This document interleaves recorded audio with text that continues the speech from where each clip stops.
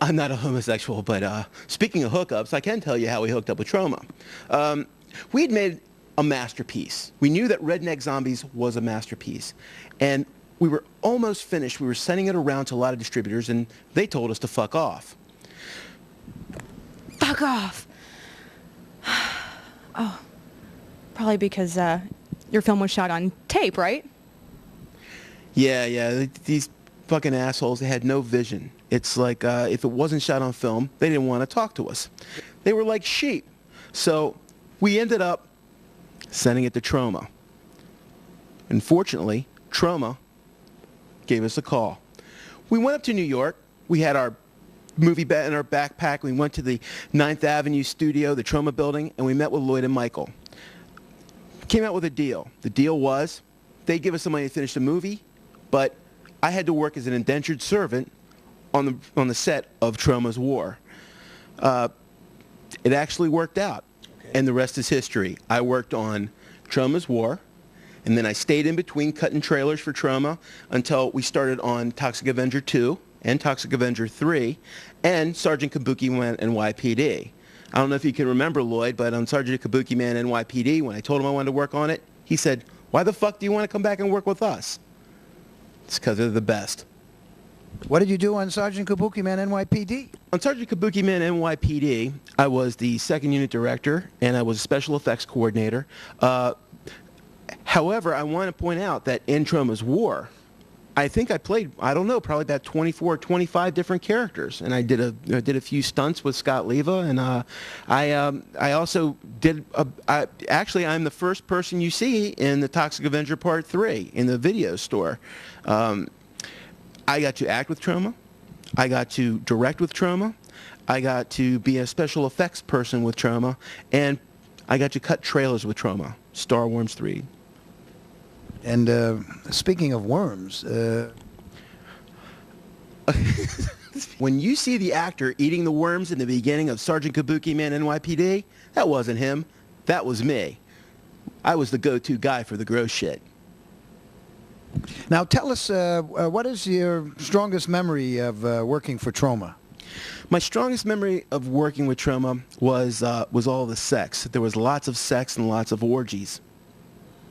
This is off camera, because there certainly wasn't any on the film, that's for sure. While working on Sergeant Kabukiman N.Y.P.D., we were on a very, very tight schedule. Lloyd likes to keep his schedule real tight. And while I was working on this one effect to have ready for the day, the chopstick effect, if I recall, the flying chopsticks, Lloyd came up and said, "Drop everything. I had a dream last night. I had this dream, and it has to be in the movie." And I'm like, "Well, what is it?" He goes, "We need a snake to go in a guy's mouth and it come out his asshole. Get to work on it." And I was ready to go. We had a snake. We certainly had a mouth. We certainly had an asshole. I started to work on the effect. However, Lloyd, as I recall, there was a big fight about that. And we ended up not doing the effect. Well, what was the fight? Well, the fight, I think that the actor, Rick Giannossi, and the director of photography, whose name I cannot remember right now, I think they did not want to do the effect. They were like completely disgusted by it, saying that it did not belong in the movie. I disagreed. Well, the good news is we finally achieved that amazing effect, not with a snake, but with a zombie fist in the chocolate canal of an actor in the beginning of Poultrygeist, Night of the Chicken Dead. And we had to shoot for 2 nights. We couldn't even pull that off. It took us at least 2 nights to shoot that one effect. It would have taken me like a couple of hours. I was ready. Fisting can be hard. What's that? Fisting can be very difficult. Thank you, Mysterious Tromette from the 1980s. There's one more thing I'd like to share with you. At the beginning of the Redneck Zombies distribution deal, as you know, I worked as a slave for Troma on Troma's War. It didn't quite happen as easily as you might think. Our lawyers didn't believe in slavery, and the movie had started and was on for a week before I was able to go on set. Finally, the deal was signed. I sort of just showed up on set one day, and I remember I was making up a terrorist. I was just putting brown all over his face and then mixing it with a little black. And then Lloyd, who was halfway across the field, screamed at me. He screamed, "Pericles! Pericles!" I'm like, "Yeah?" He said, "Do you feel fucked?"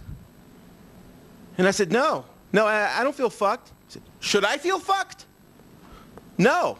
Oh, that's good. That's good. And then he just kind of disappeared down the field. And that was my first day working on my first movie with Troma. I love Troma.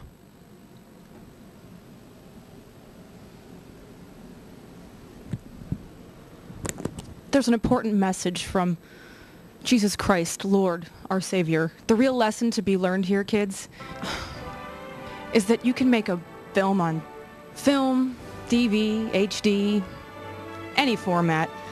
You could film a movie on toilet paper. And as long as it's something that you believe in and it's close to your heart and that has a message, I think in 20 years it could become a classic, and I could show up to do your intro again. Anyway, boys, I believe my work here is done, so now if you'll excuse me, I'll go finish playing with myself. Okay, freeze.